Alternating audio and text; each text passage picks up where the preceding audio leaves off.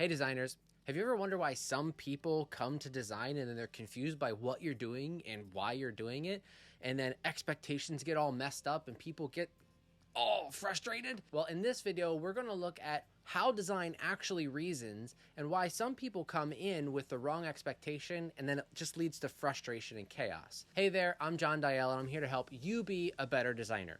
Let's dive into this one. Two of the most popular ways people tend to think about reasoning is from a mathematical perspective or a scientific perspective. Let's dissect these two and understand how they don't really relate to design clearly and why sometimes there's frustration when you try to apply these reasoning perspectives with design.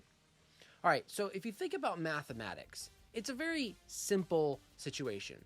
You have one group of two, you have a second group of two, and you put them together, and how many do you have? Yeah, most of us actually probably in our heads just answered 4. That's a known quantity. You're trying to look at the things that are in front of you and understand what actually is. What is true about this situation? I've got 2 here and I've got 2 here, and when I put them together, I observe that there are 4. Now, that's an easy one because we probably already have in our brains 2 + 2 = 4. But if we get a little more complicated and say I have a group of 4 and a group of 8, and I have 2 actually sets of those 2 groups, now all of a sudden I have to think a little more hard. I have to actually apply a little more reasoning to this. And I'm going to start mapping out, and I'll draw a formula really quick of 4 + 8 and then put that in parentheses and add 2 in the front of it. And now all of a sudden you have 2 times 4 + 8. So now we understand at the end of this formula, we've got 24. But it took some work, and we had to actually look at what was in front of us and devise a formula to understand what was true.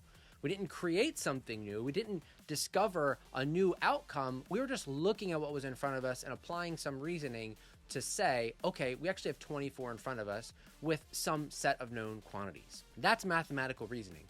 And that's one way of looking at trying to understand what is. And when people bring that to design, it causes some frustration because we're not dealing with what is. Design is actually looking into the future of what could be. All right, so that's mathematics. Let's talk about science for a second. Now, if you bring a scientific reasoning in, you're going to look at some set of observable data. You're actually going to conduct a lot of research. You're going to bring data in. You're going to look at what is true about the world. You're going to understand a whole bunch of data.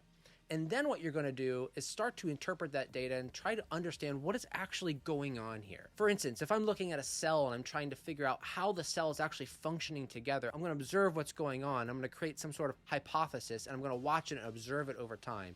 I'm going to test it, and eventually if it holds up, it can become a theory, which we still hold tentatively, but we assume that it's true. So that's a super high level of scientific reasoning. I'm trying to see what's going on and create some set of rules and ideas of what is actually true about the world and how things operate. Again, we're not creating something new. We're actually trying to understand what is and understand it in a way that we can work within it. That's science. Again, science is not creating something new. We're just trying to understand what is or possibly what was. And this is where design actually differs from both science and math. Science is trying to understand what is. Math is also trying to understand what is. We are looking for what actually happened and then to understand that. Design applies some of that kind of reasoning. We'll use user research to understand the state of the world and how users function to get an idea for what the problems are that exist. But at the end of the day, it's not actually design unless we're actually specifying or creating something in the end. Design actually takes the current state and we hypothesize and create an idea of what a future state would be. We're actually moving and creating, and that's actually the power of what design is because we're taking something that doesn't exist yet, and we're going to bring form to it so that we can actually create it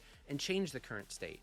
Design is actually about modifying the current state to something new and actually bringing a new idea into the world. Science and math are all about understanding what is.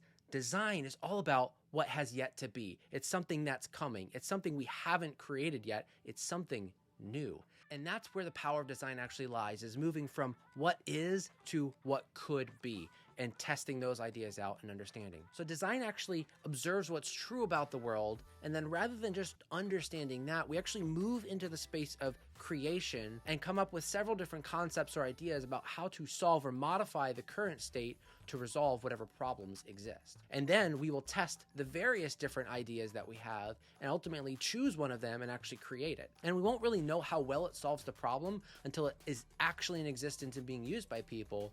But early testing can try and weed out the things that don't work. So what's the problem then? Why can't I come in and use scientific or mathematical reasoning to approach my design problems? Well, science and math are rooted in what is. They are trying to understand the current state. They're trying to make sense of the world as it currently exists. Design is trying to make sense of a future world where things are different, where we've observed a problem and we have solved it. We actually look at what is and devise multiple different paths, test out many different ones, and then explore which one actually works best. And we'll choose one and actually go with it. Design isn't linear. It's not A plus B equals C. It's not 2 plus 2 equals 4. Design is problem that we don't really understand all that well, and solution solves the problem that we may never fully understand because the problems are far more complex than the current state of what is. We're actually trying to understand what are the future implications of something that doesn't yet exist. And so when you apply linear reasoning as if 2 plus 2 equals 4, you don't account for all of the variables that are very difficult for us to understand, very difficult for us to map and to quantify. And when you apply a very simple thinking process, a very simple, logical, tight reasoning process, things get out of hand very quickly and design begins to fail. It begins to break down. And when you believe that a simple process where you can identify what the current state is, test out whether the current state is true, and then maybe even hypothesize one answer or two answers, it actually doesn't do justice to the design process. And it actually doesn't allow a designer to do their job of exploring where it's going to break down. That's why design isn't a simple answer most of the time. And that's why when we get into a room with 4, 5, 6, 7 other people, the idea of what works will change because the criteria of the problem or the understanding of the problem will be different. And that's why it's good to bring many different people in. That's why it's good to have a broad base of influence over what the problem actually is so we can unify on what that is and move forward. One of the best ways to handle this kind of thinking, a linear thinking in design, is to make sure that we understand that there is more to the problem than what we're giving credit to. We will never fully understand any problem that we're working on because we're dealing with humans. And once we've actually specified what the problem is, the world begins to shift and things change even over just a few weeks or months. And the problem is different than it was 6 months ago. The problem is different than it was 6 days ago. And the drift might not be as significant from 6 days to 6 months. But in the very end, we need to understand that problems are always changing because people are always changing. And especially in the digital industry, our technology is always changing. So what we understand to be true will change. And that's one of the beauties of design, is that we can actually begin to bring in different perspectives. We can constantly research. We can ship a solution and create something and learn from it and then start the process all over and create something even better in the next round or add to what we currently have to improve it. So that's it. Design is different than math. It's different than science. It's actually different than many other disciplines, but it is unique in the fact that we're trying to work together to build something, to build a different future.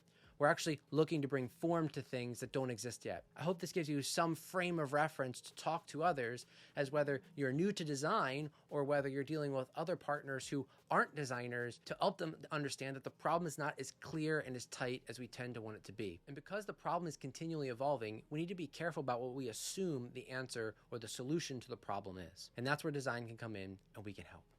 So I hope this has been helpful. I hope you have a great day. Go make something awesome. And if you're interested in learning more about design, you can check out some of my other videos that go into more depth about design and design reasoning and creativity. So as you go forth today and do your design work, I hope you can understand others a little bit better and help them make the connection from what they're used to the world of design so you can be more successful in your role.